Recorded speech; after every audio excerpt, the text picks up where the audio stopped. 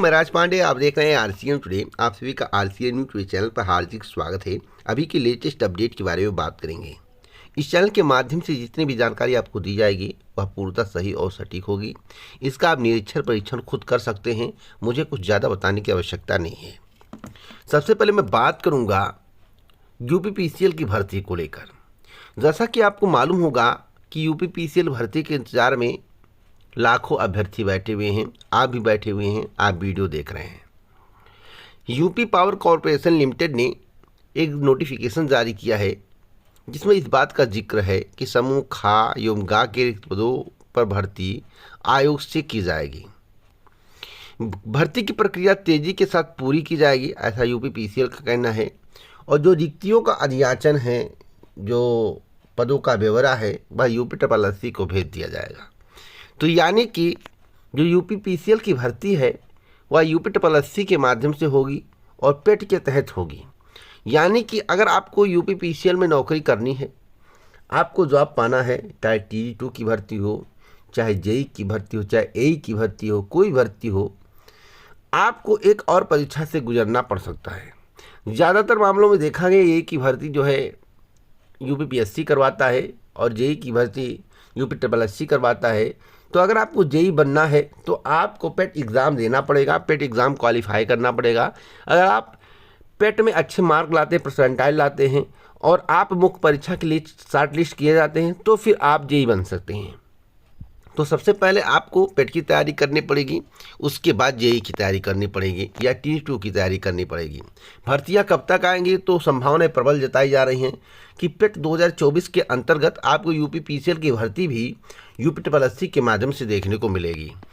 अगली खबर के बारे में बात करेंगे। अगली खबर है, अगले 5 वर्षों में देश में मेडिकल की 75,000 नई सीटें सृजित की जाएंगी। छात्रों के विदेश की ओर होने वाले पलायन को रोकने के लिए यह जरूरी बताया गया है। शिक्षा के क्षेत्र में नालंदा स्पिरिट को जगाने और कौशल पर दिया जा रहा है जोर। मेडिकल शिक्षा के प्रसार का इरादा है, तो बहुत बड़ा ऐलान किया गया है। आपको बता दें, देश की शिक्षा व्यवस्था को कुछ इस तरह से विकसित करने का मंशा जताया गया है ताकि देश के युवाओं को पढ़ाई के लिए किसी दूसरे देश में ना जाना पड़े, भारत में रहकर ही मेडिकल की पढ़ाई कर सके।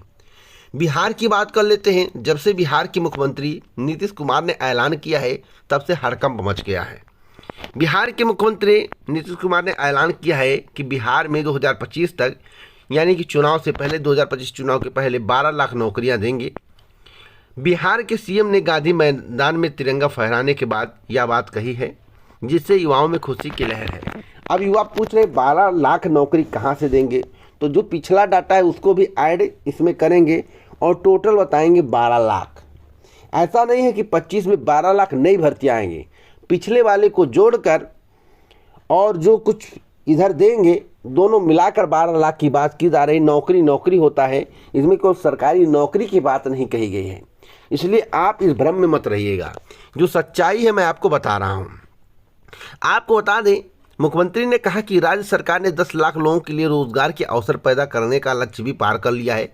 उन्होंने कहा कि अगले साल 10 लाख और रोजगार के अवसर पैदा किए जाएंगे। उन्होंने विपक्षी नेताओं पर उनके साथ सत्ता साझा करते हुए रोजगार उपलब्ध कराने का श्रेय लेने का आरोप लगाया है।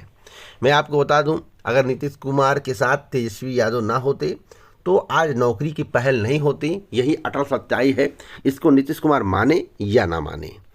चलिए अगली खबर के बारे में बात कर लेते हैं। अगली खबर बहुत ही महत्वपूर्ण है। असिस्टेंट प्रोफेसर परीक्षा को लेकर मेरी जानकारी के अनुसार जो मुझे जानकारी प्राप्त हुई है कि असिस्टेंट प्रोफेसर की परीक्षा 15 नवंबर के बाद होगी। यानी कि उम्मीद है कि दिसंबर माह में हो सकता है कि असिस्टेंट प्रोफेसर की परीक्षा आयोजित की जाए। तो यह भी अब तक की सबसे बड़ी खबर है। अगर आप शिक्षा सेवा चयन आयोग की परीक्षा के वेट में है कि शिक्षा सेवा चयन आयोग परीक्षा की तिथि घोषित करे और आपको जानकारी हो, तो मेरी करंट की जानकारी के अनुसार शिक्षा सेवा चयन आयोग के माध्यम से असिस्टेंट प्रोफेसर की परीक्षा 15 नवंबर के बाद, यानी कि दिसंबर माह में कंडक्ट कराई जाएगी।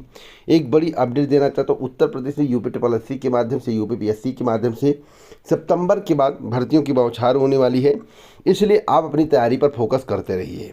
शिक्षा सेवा चयन आयोग में भर्ती परीक्षाओं को लेकर, उसके कैलेंडर को लेकर सितंबर माह में बैठक होगा। अगस्त माह में जो बैठक होने वाला था उसे स्थगित कर दिया गया है। अब सितंबर का वेट करना पड़ेगा और सितंबर माह में ही आपको परीक्षा तिथि या कैलेंडर के संबंध में कुछ इन्फॉर्मेशन मिल सकता है। लेकिन मुझे जो इन्फॉर्मेशन मिला है उसके आधार पर मैंने आपको बता दिया, असिस्टेंट प्रोफेसर की परीक्षा 15 नवंबर के बाद या दिसंबर माह में कंडक्ट कराई जाएगी। या अब तक की सबसे बड़ी खबर, ब्रेकिंग न्यूज़ है। तो इसी प्रकार की ऑथेंटिक जानकारी के लिए इस वीडियो को शेयर करें, लाइक करें। पूरा वीडियो सुनने के लिए दिल से धन्यवाद।